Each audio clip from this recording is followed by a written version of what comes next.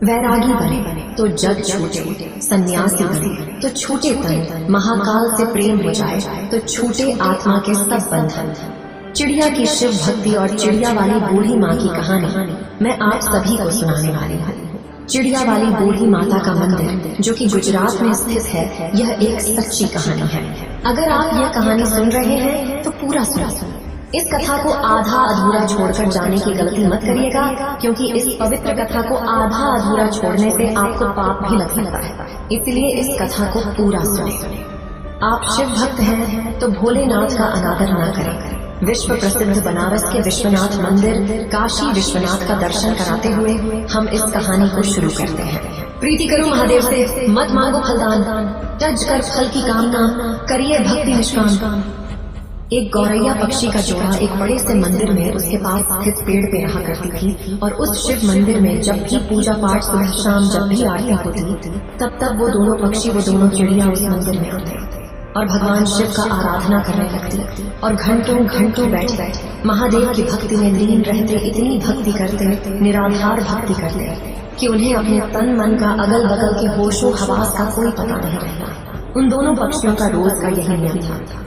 सुबह शाम जब भी मंदिर में घंटी बजती आरती होती तब ये पक्षी उस मंदिर में पहुंच जाते और भगवान शिव का आराधना करने लगते। उसके बाद अपने बच्चों के लिए और अपने लिए चारा पाने का व्यवस्था करते। उन दोनों पंछियों का, दोनों चिड़ियों का यही रोज का नियम था। और उसी मंदिर के बगल में थोड़े ही दूर पर एक बूढ़ी माँ का घर था। उस बूढ़ी माँ की कोई संतान नहीं थी। उनके आगे पीछे देख रेख करने वाला उनका कोई नहीं था। वह अकेले अपना जीवन व्यतीत कर रही थी और उस बूढ़ी माँ को पक्षियों के प्रति बड़ा लगाव था और चिड़ियों को, पंछियों को बहुत प्रेम किया करती थी। उनके लिए रोज नित्य प्रति अपने घर की छत पर पानी डालने, यह सब चीजें डाला करती थी। उस बूढ़ी माँ का यही काम रोज का था और वो दोनों चिड़िया उस बूढ़ी माँ के छत पर आते और आसानी से दाना चुगते, खाते पीते और उसमें से कुछ अपने बच्चों के लिए अपने साथ ले जाते। इसी तरह उनका जीवन व्यतीत हो रहा था। उस बूढ़ी माँ के कारण उन चिड़ियों का पेट भर रहा था और साथ ही वह आराम से निश्चिंत भगवान शिव का आराधना कर रहे थे। अब इसी तरह दिन गुजर रहे थे। एक दिन की बात है, वो बूढ़ी माँ बीमार हो जाती है। वो अपने बिस्तर पर पड़ जाती है। उनका बहू बेटा तो कोई था नहीं कि उनका उपचार करता, उन्हें दवाई वगैरह खिलाता। अब बूढ़ी माँ बिना दवा के, इसी तरह बिना सेवा के बिस्तर पर पड़ी रहती है। अब वो अपने छत पर दाना पानी नहीं डाल पा रही थी। अब जब वह गौरैया पक्षी उस बूढ़ी माँ के छत पर दाना चुगने के लिए आते तो वहाँ दाना पानी नहीं देखते हैं, तो वो सोचते हैं कि बूढ़ी माँ कहाँ चली गई, दाना पानी क्यों नहीं डाल रही है। इसी तरह 2 दिन बीतते हैं, 3 दिन बीतते हैं। धीरे धीरे वो बूढ़ी माँ कमजोर होने लगती है। बिना दवाई दर्पण के एक दिन उनकी मौत जाती है। अब जब वो पंछी देखते हैं कि बूढ़ी माँ का कोई पता नहीं चल रहा है और छत पर दाना भी नहीं डाला जा रहा, तो वो घबरा जाते हैं और बहुत ही परेशान होते हैं और उस बूढ़ी माँ को पूरे गांव में आस-पास ढूंढने लगते हैं। खोजने लगते हैं, खोजते खोजते दोनों थक जाते हैं। तो उसमें से जो मादा गौरैया थी वो अपने पति से कहती है, स्वामी बूढ़ी माँ का कोई पता नहीं चल रहा है। बूढ़ी माँ कहाँ चली गई? वो हमें दाना पानी दिया करती थी और अन्य पक्षियों का देख रेख किया करती थी। वो कहाँ गई? हमने कितना उन्हें ढूंढा लेकिन वो मिली ही नहीं। अब हम क्या करें? उस गौरैया का पति कहता है कि प्रिय, हमने हर जगह बूढ़ी माँ का तलाश कर लिया, बूढ़ी माँ कहीं नहीं मिली। एक जगह हमने उन्हें नहीं देखा, उनके खुद के घर में। हमें उनके खुद के घर में जाकर देखना चाहिए, शायद वो बीमार तो नहीं। अब यह कहने के बाद वह गौरैया पंछी बूढ़ी माँ के घर चले जाते हैं और जब अंदर जाके देखते हैं तो बूढ़ी माँ अपने बिस्तर पर लेटी है। उनके शरीर में कोई हलचल नहीं, उनके चेहरे पर, उनके बदन पर मक्खियां भिनभिना रही थी। वो पंछी अपने पंखों के खड़खड़ाहट से उन मक्खियों को हटा रहे हैं। बूढ़ी माँ को जगाने की कोशिश करते हैं लेकिन उनके शरीर में कोई हलचल नहीं। अब गौरैया का पति कहता है कि प्रिय बूढ़ी माँ अब इस दुनिया में नहीं रही, उनकी मृत्यु हो चुकी है। ये देखने के बाद दोनों पंछी बहुत ही निराश, बहुत ही उदास होते हैं। उन्हें बड़ा ही दुख होता है। अब उन्हें दाना चुगने के लिए दूर दूर जाना पड़ता है। अब इसी तरह शाम हो जाती है। शाम को जब मंदिर का घंटा बजता है, भगवान शिव की आरती होने लगती है। तब वो दोनों पंछी उस मंदिर में पहुंचते हैं और एक पैर पर खड़े होकर भगवान शिव का निराधार भक्ति करने लगते हैं, उनका जप करने लगते हैं। 1 घंटा बीतता है, 2 घंटा बीतता है, इसी तरह बहुत लंबा समय बीत जाता है। इसी तरह बिना खाए पिए लगातार महादेव का भक्ति करते रहते हैं। ऐसा करते करते 1 महीने बीत जाते हैं। उन पक्षियों ने महादेव का भक्ति करना छोड़ा नहीं। महादेव का भक्ति करते रहे। ये चीज देख के महादेव भोलेनाथ बड़े ही प्रसन्न होते हैं और उन पक्षियों को दर्शन देते हैं और कहते हैं, हे गौरैया, तुम्हें क्या चाहिए? तुम जो मांगोगी मैं वो दूंगा। मैं तुम्हारी इस अखंड भक्ति से बड़ा ही प्रसन्न हूँ। छोटी सी जान होते हुए तुमने अपनी क्षमता से बाहर भक्ति किया है, इसलिए मैं बहुत ज्यादा प्रसन्न हूँ। तुम जो मांगो मैं तुम्हें दूंगा। तब गौरैया ने कहा, हे प्रभु, हमें कुछ नहीं चाहिए, हमें बस एक चीज चाहिए। आप हमारी उस बूढ़ी माँ को, उस पुण्यात्मा को फिर से हमें लौटा दीजिए, उन्हें जीवित कर दीजिए, बस हमें यही चाहिए। भोलेनाथ ने कहा, हे पक्षियों, ये सृष्टि का नियम है।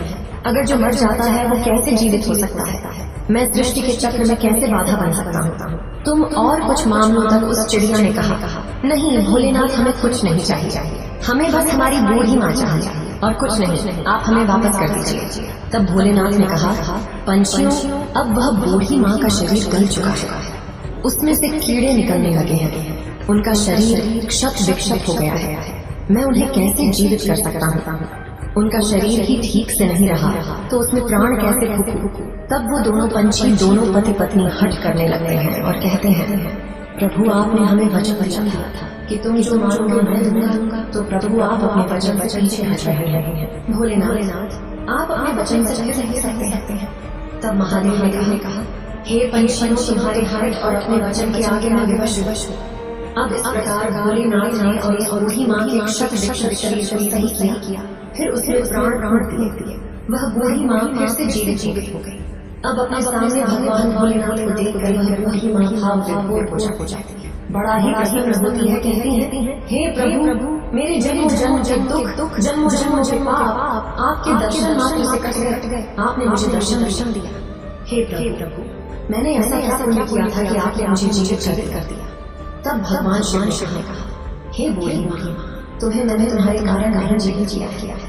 मैंने तो तुम्हें उन दोनों पक्षियों के लिए जीवित किया है। उन दोनों पक्षियों ने मेरा निराधार भक्ति किया, दिन रात बिना अन्न पानी ग्रहण किए, मेरी पूजा की, एक पैर पर खड़ा होकर मेरा आराधना किया। इसी कारण मैंने उन्हें आशीर्वाद दिया।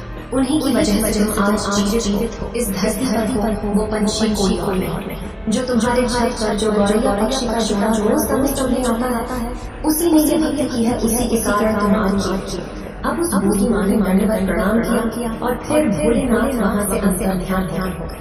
फिर वह बूढ़ी माँ फिर से अपने छत पर दाने डालने लगी, पानी रखने लगी और वह पंछी, वह गौरैया पक्षी का जोड़ा उस माँ की छत पर आते और पानी पीते दाना चुगते। तब उस बूढ़ी माँ ने उन गौरैया पक्षी से कहा, हे पक्षी, तुमने मुझे जीवन दान दिया है।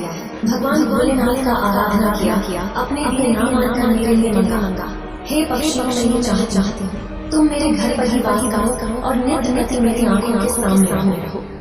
अब यह सुनने के बाद बूढ़ी माँ का प्रस्ताव वो दोनों पक्षी स्वीकार करते हैं और उस बूढ़ी माँ के घर आकर रहने लगते हैं। इसी प्रकार दिन बीतने लगते हैं और उस बूढ़ी माँ का चर्चा गाँव फैलने लगता है। दूर दराज तक फैलने लगता है कि एक बूढ़ी माँ है जो मर कर जीवित हो गई और उनमें अजीब सी शक्ति आ गई है।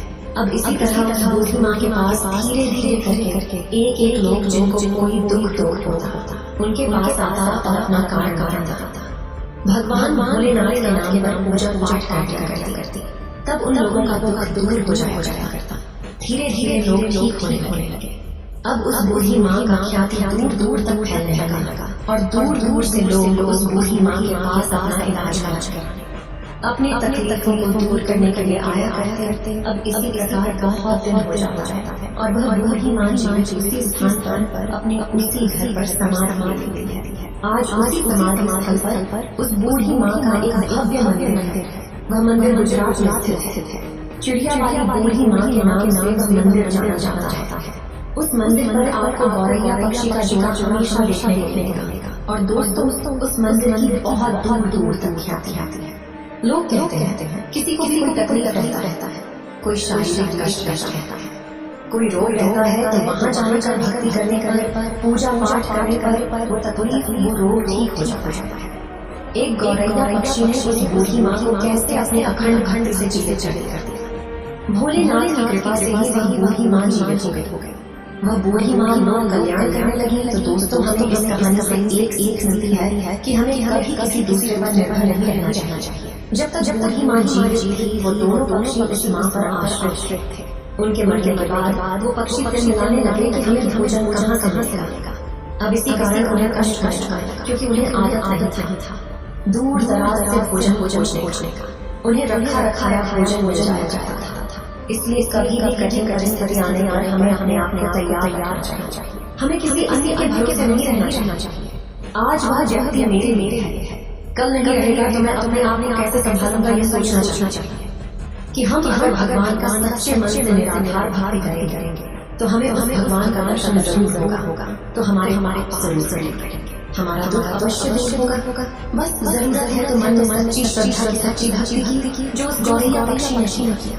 करता करे न कर सके शिव करे सोए हुए तीनों लोग 9 खंड में महाकाल से बड़ा न कोई। उम्मीद है आप सभी को ये वीडियो अच्छी लगी होगी। अगर आप शिव के सच्चे भक्त हैं तो चैनल सब्सक्राइब और वीडियो को लाइक करके कमेंट में हर महादेव लिख दीजिए।